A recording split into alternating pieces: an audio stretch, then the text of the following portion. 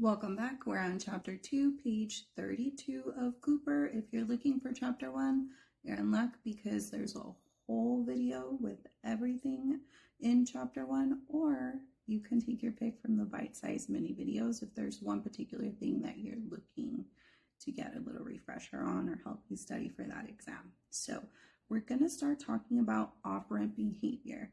Operant behavior, unlike respondent behavior, which we just addressed in the previous video, is going to rely on the consequences or what happens after the behavior to learn new, different behaviors and either continue to engage in these behaviors or not engage in them as often. Although we do need respondent behaviors to survive and continue living generation through generation, we wouldn't be very successful and essentially would die off if we weren't able to learn from our environment. So those consequences, if we can't learn and then pivot and change our behavior to survive, then we're not going to be here, right? Also, very important, talking about topography and how a topography has absolutely nothing to do with the function of the behavior, okay? So the topography can look like an unlimited amount of different things, but you're not going to base a behavior on the topography itself. Now, I'm not saying that topographies are completely useless, no, but we don't use topographies to identify whether a behavior is respondent or operant. So although topographies are important, just make sure that from now you are not focusing on using the topography to determine what function the behavior has or if it's respondent versus operant, okay? Selection by consequences. So now we're going to dive a little further into this and we're going to talk about selectionism, which is basically a set of behaviors, respondent and operant, that a living organism continues to pass down or teach through the next generation. Ontogeny is based on all of those behaviors that are operant, so are learned and maintained through consequences, and that determines whether or not specific characteristics are passed down to the next generation. Phylogeny is just the history of the individual species and what has occurred through their lifetime.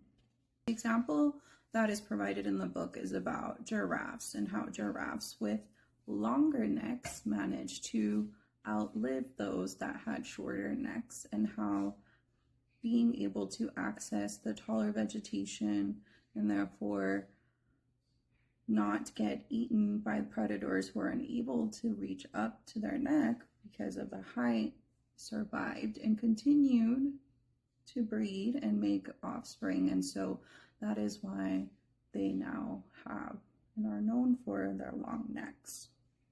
Now, we're going to jump into operant conditioning. Operant conditioning is focusing on, again, the consequences of the behavior. In this example, they're talking about a baby who is experimenting with hand and feet movement. And so every time she hits the little mat, the mobile plays, right? Like, let's say she hits the little mat and the mobile plays a little song. If she likes it, in other words, if that's something that she wants to hear again, she will continue to kick her little feet and make the mobile make sound. So her behavior is increasing because of the consequence of the little music, and so it is a reinforcer. Now, let's say she doesn't like that song. For whatever reason, she doesn't like the tune, so she's going to stop kicking as often and her behavior is going to decrease. In ABA, reinforcing or reinforcer, right, just means that increases the behavior. whereas punishment or the punisher decreases the behavior. Now, the behavior is exactly the same in this case. It's the baby kicking little mobile. Maybe she only kicks on the right side because that one has Twinkle Twinkle Little Star, which she loves, but she doesn't really kick the left side because the left side is Old MacDonald Had a Farm, and she's just not a fan. So what are we going to see? A higher rate or frequency of her kicking the right side for Twinkle Twinkle Little Star, reinforcer, and a lower rate or none at all for Old MacDonald Had a Farm, because that is a punishment to her. Okay, that's all it means.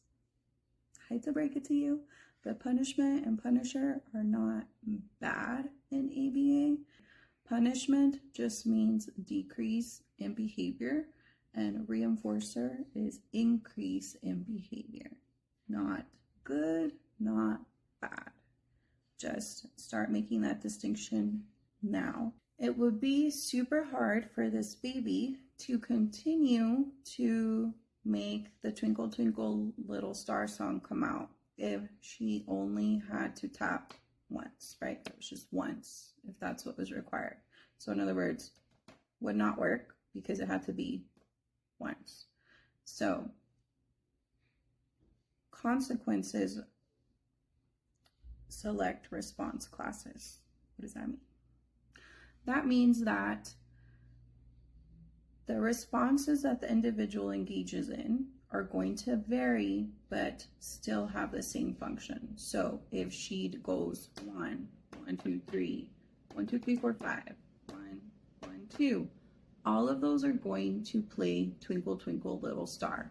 And that means that they are part of a response class and not individual responses, right? So there would be very limited opportunities for the baby to get reinforced if it had to be super precise of just the one. How quickly after the behavior should the consequence be presented? Well, if you're trying to strengthen this behavior of the kicking, you would want it to be as close as possible right after the behavior. Why? Because if she's like 2 minutes, 3 minutes, 5 minutes go off and then the music comes on, she's gonna be like, what? Like, okay, music just came on randomly. But if she's like, and immediately the song comes on, then what's gonna increase? Her little feet kicking so that she can get access to that sound that she likes and then be reinforced by it. They're not aware that this is happening. The baby's not aware that she's getting reinforced and that she's going to continue to engage in that behavior. So it's very important when you are writing your treatment plans and those targets for your staff and RBTs to allow for flexibility in responses, right? So if in the real world, in the natural environment without ABA, we are getting reinforced and punished for these different varieties or variations of responses, we also need to make sure that we're doing this in our treatment plans for our response classes. That's it.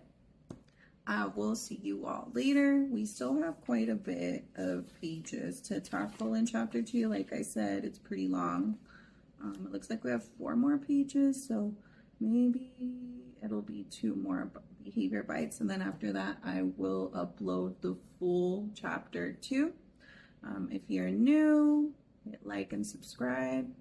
Here to help ABA become your bestie again, so you don't have to stress be pulling your hair out trying to figure out what the heck is happening. This is great if you are a student analyst who is in school and needs a little support to understand what's going on, or if you're studying for the exam. We're just going to break it into more bite-sized manageable pieces. See you later.